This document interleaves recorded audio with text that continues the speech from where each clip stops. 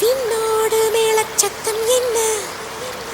மண்ணோடு சின்ன தூரல் என்ன, எங்கேதான் சென்றாயோ இப்போது வந்தாயோ, சொல்லாமல் வந்தது போல் இல்லாமல் போவாயோ, தப்பாமல் மீண்டும் சந்திப்பாயோ, நீ வரும்போது